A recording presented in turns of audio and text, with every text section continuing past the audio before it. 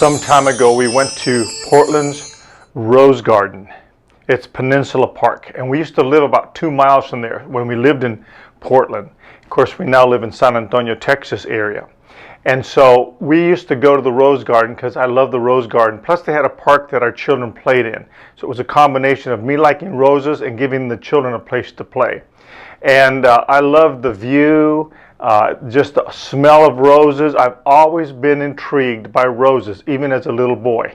I remember smelling roses at the age of about 5 or 6. It's my earliest recollection of thinking something and remembering something is roses. I still like roses, but we live in Texas. It's a terrible place to grow roses. It's so hot, and they don't thrive here like they do in a climate like Oregon.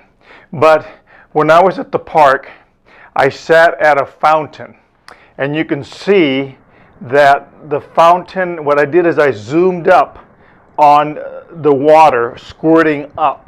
And the reason why I did that is I wanted to do a slow motion photography example of what happens when we focus on something and slow it down. It lets you concentrate on it, see it for its beauty, and analyze it rather than when it's super fast. And so what I want to talk about is focusing. Some of you that are photographers could probably do this way better than me.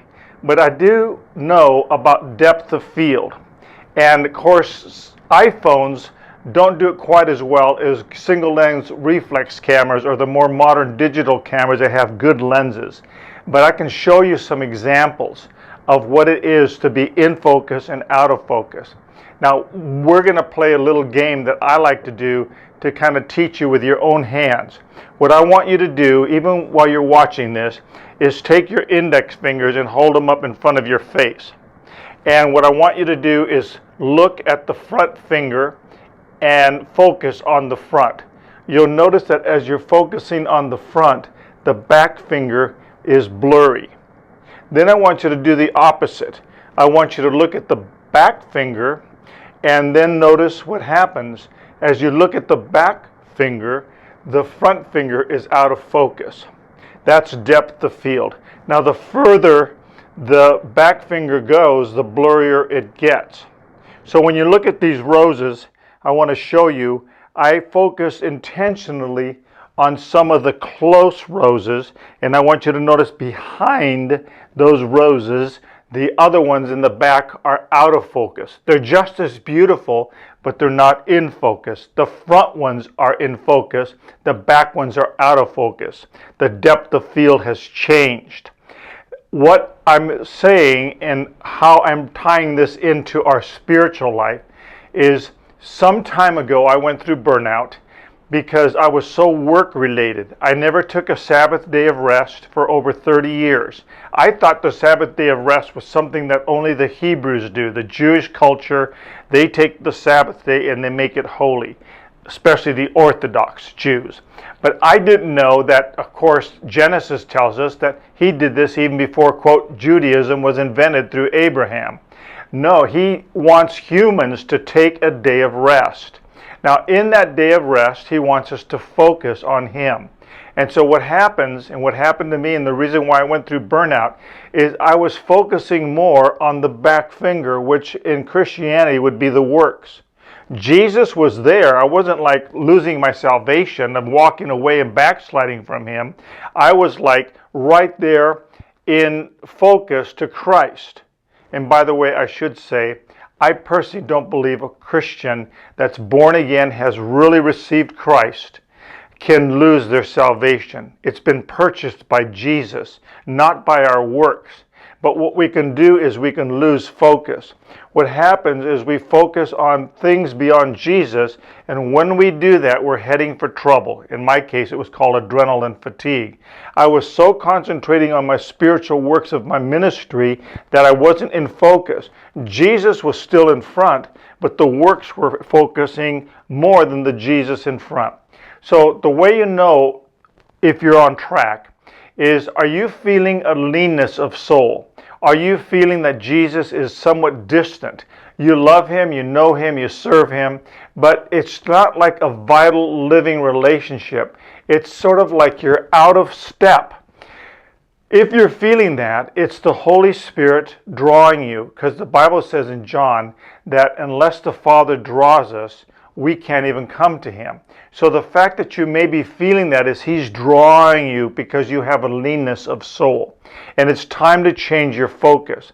So I had to change my focus and change my perspective and start looking at Jesus primary and what I did for him secondarily, not primary. And we can easily mix that up. Believe me, we have good intentions, and so we can mess up our lives by focusing on what we're doing rather than on Jesus. And that's what he wants.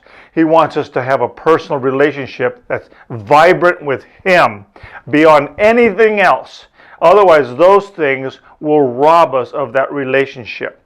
So one of the ways that we can get to there, I'll give you a couple of thoughts that came to my mind, is worship and praise.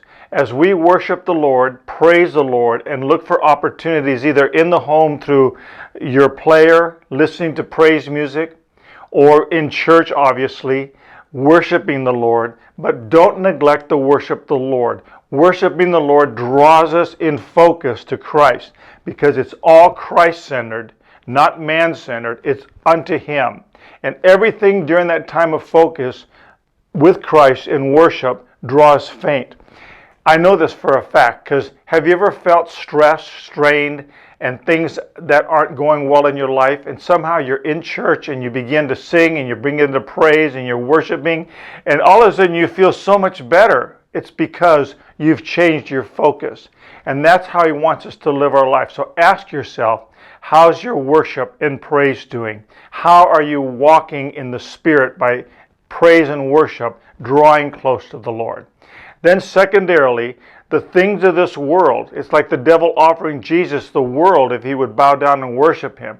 Let the things of this world grow faint and dim in light of your presence with the Lord. And so don't let the world crowd in on you. And we're time-conscious cultures. We're in a crunch, and we think we've got to do what we have to do, and the Lord gets second place. No. Primary, the Lord. So what I have done in my life, all of my life, is I have devotions. Just like George Washington, John Adams, they spent 30 minutes to an hour every morning, 7 days a week, all of their life in the presence of the Lord. And that is such a good example for all of us as Christians. Great saints make Jesus first, and they get their focus and they start their day in focus. It's even better than the night watchmen that say, well, I do that at night because I'm more awake at night. No, don't start your day without spending time in devotions, whether it's in the Word of God or reading a devotional. I admonish you, focus your day as you put your feet on the ground on Christ. And if you do that, your steps will be ordered of the Lord, and he will give you the desires of your heart, and they will be without pains and sorrows. Pains and sorrows may come, but you can handle them when Jesus is in focus. You'll fall apart unless Jesus is in focus. Think about these things and test, how is your focus? I leave you with this word to pause and ponder.